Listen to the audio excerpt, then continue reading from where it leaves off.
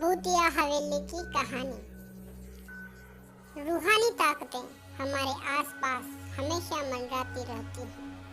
उनकी एक अलग ही दुनिया होती है जो हमें वास्तविकता में दिखाई तो नहीं देती, लेकिन कुछ घटनाओं से महसूस जरूर होने लगती है। ऐसे ही एक कहानी है हवेली के भूत की। दरअसल एक पुरानी हवेली है जिसमें कई साल पहले राजा महाराजा रहा करते थे, लेकिन अब वह वीरान पड़ी है क्योंकि उन राजाओं महाराजाओं के वारिस देश से बाहर जा चुके हैं। हवेली की हालत जर्जर हो चुकी है। अब उसे मरम्मत की जरूरत है। इसके लिए शासन के नोटिस के अनुसार संपत्ति के मालिक को सूचित किया जाता है। कुछ दिनों के पूर्व राजाओं के वारिस में से एक लड़की हवेली में अपने बच्चे के साथ दाखिल होती है, जो कि उस जमाने के राजा के नाती की लड़की थी। उसका नाम उर्मिला था। उसके पति की कार एक्सीडेंट में मौत हो चुकी थी।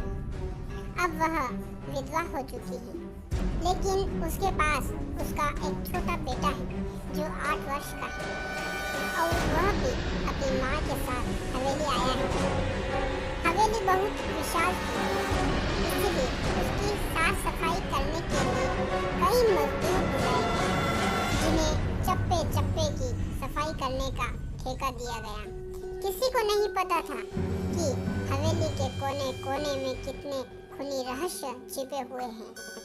उर्मिला के आने के बाद हवेली की हवा फिर से रूहानी होने लगती है।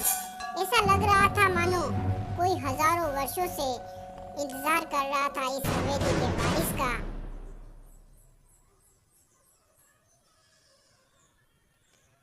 एक रात उर्मिला अपने कमरे में अपने बच्चे के साथ सो रही होती है। अचानक उसके खिड़की से एक पक्षी टकराकर मर जाता है। यह घटना अपने आप में असामान्य न थी। पक्षी टकराते ही उर्मिला की नींद खुल जाती है और जब वह लाइट्स जलाकर देखती है तो डर के मारे चीखने लगती है, क्योंकि उस कमरे की खिड़की से एक पक्षी फंसा हुआ था और उसके शरीर से खून की बूंदें फर्श पर गिर रही थी। नजारा इतना भयावह था कि वह अपने बच्चे को उठाना नहीं चाहती थी, लेकिन उर्मिला हिम्मत करके उस पक्षी को खिड़की से बाहर फेंक देती है। लेकिन इसके बाद उसे रात भर नींद नहीं आती और वह सुबह तक जागती रहती है। दरअसल वह जानना चाहती है कि यह किसी की शरारत तो नहीं। सुबह होते ही वह अपने काम कर रहे मजदूरों से जाकर पूछती है कि रात को मेरे कमरे से खिड़की पर कोई पक्षी आकर टकराया था और तुरंत मर गया। क्या तुम लोगों में से किसी ने यह हरकत की है? क्योंकि पक्षी खुद ब खुद तो खिड़की से नहीं टकरा सकता। मजदूर कहते हैं, नहीं, हमने तो खिड़की से नीचे किसी पक्षी को मरा हुआ नहीं देखा। हम तो अभी वहाँ से चले आ रहे हैं और जब सभी जाकर देखते हैं तो वहाँ पक्षी नहीं होता। उर्मिला घबराने लगती है कि यह क्या, पक्षी तो होना चाहिए या कम से कम खून की कुछ बूंदें तो दिखनी चाहिए, लेकिन यहाँ पर पक्षी का एक पंख तक नहीं पड़ा हुआ। उर्मिला सभी मजदूरों को कहती है कि हवेली में बहुत सी कीमती चीजें और वो मूर्तियाँ हैं, संभल के साफ सफाई करना। मजदूर अपने अपने काम में लग जाते हैं। उर्मिला अपने बच्चे के साथ कमरे में अकेले टीवी देख रही होती है कि अचानक हवेली की छत से एक मजदूर नीचे गिर जाता है। उर्मिला को अचानक लोगों की आवाज़ सुनाई देती है। वह भागकर खिड़की से नीचे देखती है तो एक मजदूर की लाश पड़ी हुई होती है। उर्मिला कमरे से नीचे आती है और इसके गिरने का कारण पूछती है। लोगों के जवाब अलग अलग होते हैं।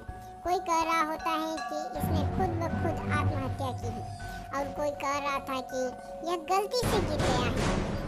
सभी के दावे अलग थे, लेकिन उर्मिला को कुछ अनकही बातें सुनाई दे रही थी। उर्मिला के कान में अचानक एक आवाज के साथ आवाज आती है, अपने बच्चे को बचा सकती है तो बचा ले। उर्मिला यह वाक्य सुनते ही अपने कमरे की तरफ भागने लगती है, क्योंकि कमरे में उसका बच्चा अकेला टीवी देख रहा होता है। जैसे ही उर्मिला कमरे में पहुंचती है तो उसका बेटा खिड़की से कूदने वाला ही होता है कि उर्मिला उसका पैर पकड़ लेती है और वह खिड़की से लटक जाती है। उर्मिला पूरी ताकत से उसे ऊपर खींचती है, लेकिन उसका बच्चा फिर भी कूदने की जिद कर रहा होता है। उर्मिला किसी कदर अपने बच्चे को काबू में करती है और कमरे के बाहर आ जाती है और मजदूरों से वह पूछती है कि बताओ यह सब क्या हो रहा है इस हवेली में, क्योंकि ये बच्चा तो कभी ऐसा नहीं कर सकता और अभी यह सब जो हो रहा है कुछ अलग ही चल रहा है। तभी एक बूढ़ा मजदूर उर्मिला से कहता है, बेटी ज़्यादा जानना हो तो अपने पूर्वजों की कहानी पढ़ो, तभी तुम्हें इस हवेली के इतिहास का पता चलेगा। इस हवेली की कहानी की किताब इसी गांव के सरपंच के घर में रखी होती है, जो कि बहुत साल पहले मर चुके थे, लेकिन अब भी उनके बेटों के पास वह किताब मौजूद थी। उर्मिला सरपंच के घर पहुंचती है और किताब ले लेती है। किताब पढ़ते ही उसे पता चलता है कि इस हवेली में एक नौकर और नौकरानी भी थे, जिनके बीच में बहुत प्यार था और वह कई सालों से हवेली की सेवा कर रहे थे। लेकिन एक बार रानी के शाही गहने चोरी हो गए, जिस कारण उनके शंका में राजा ने नौकरानी को चोरी की सजा दी और उसे जिंदा दफना दिया गया। उसके गम में उसके पति ने भी अपनी जान दे दी और उसके 1 महीने बाद ही उस राजा ने अपनी ही तलवार से अपने गले में घुसेड़कर आत्महत्या कर ली। उसके बाद छोटे मोटे हादसे हवेली में होने लगे, जिस वजह से यह हवेली हमेशा के लिए बंद कर दी गई। कई सालों के बाद वहाँ कोई आया था, जिससे वहाँ रहने वाली आत्माओं को मौका मिल गया फिर से बदला लेने का। उर्मिला हवेली का रहस्य जानकर यहाँ से जाना चाहती है, क्योंकि उसे अपने बच्चे की चिंता है। इसीलिए वह रात में ही कार लेकर एयरपोर्ट के लिए निकल जाती है। अचानक रास्ते में उसकी कार का एक्सीडेंट हो जाता है और कार पलटकर उल्टी हो जाती है, लेकिन दोनों को कोई नुकसान नहीं होता। उर्मिला अपने बच्चे को बाहर निकाल लेती है और सुनसान सड़क पर भागने लगती है। रास्ते में उसे एक कार आते दिखाई देती है और कार रोकने के लिए उर्मिला सड़क के बीच में खड़ी हो जाती है और अपनी मदद के लिए चिल्लाने लगती है। तभी कार वाला आकर अचानक ब्रेक दे देता है।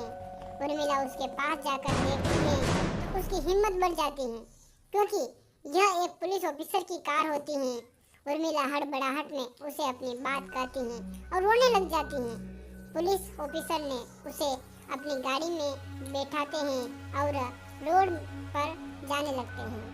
रास्ते में एक बूढ़ा व्यक्ति सड़क पर जा रहा होता है और इनकी गाड़ी के सामने आते ही रोड पर गिर जाता है। पुलिस ऑफिसर गाड़ी से उतरकर उस व्यक्ति को देखते हैं।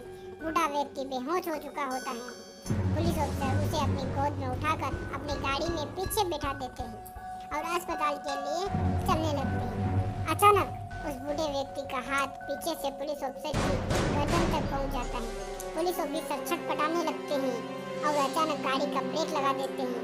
गाड़ी की स्पीड कम होने की वजह से कार वहीं की वहीं खड़ी हो जाती है और पुलिस ऑफिसर गन निकालकर बूढ़े की तरफ निशाना लगाकर गोली चला देते हैं,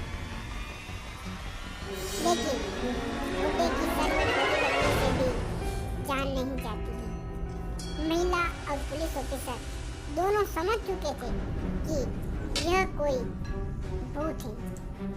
भूत को देखते ही उर्मिला अपने बच्चे को लेकर बाहर निकल जाती है और इसी बीच पुलिस ऑफिसर भूत की पकड़ से अपने आप को छुड़ाने में कामयाब हो जाते हैं। पुलिस ऑफिसर के बाहर निकलते ही तीनों बाहर रोड से भाग गए और कुछ देर भागते हुए उन्हें सड़क के किनारे जगमगाती लाइट्स दिख रही होती हैं। पुलिस ऑफिसर उर्मिला से कहते हैं कि मैडम, यह एयरपोर्ट है, जल्दी चलिए। उर्मिला अपने बच्चे को लेकर एयरपोर्ट के अंदर पहुंच जाती है। एयरपोर्ट पहुंचते ही उर्मिला की जान में जान आ जाती है, क्योंकि पुलिस ऑफिसर की बहादुरी की वजह से उसके बच्चे की जान बच गई थी। लेकिन हवेली में भूतिया ताकतों का आधिपत्य अभी तक बना हुआ है और इसी के साथ खूंखार भूतिया कहानी खत्म हो जाती है।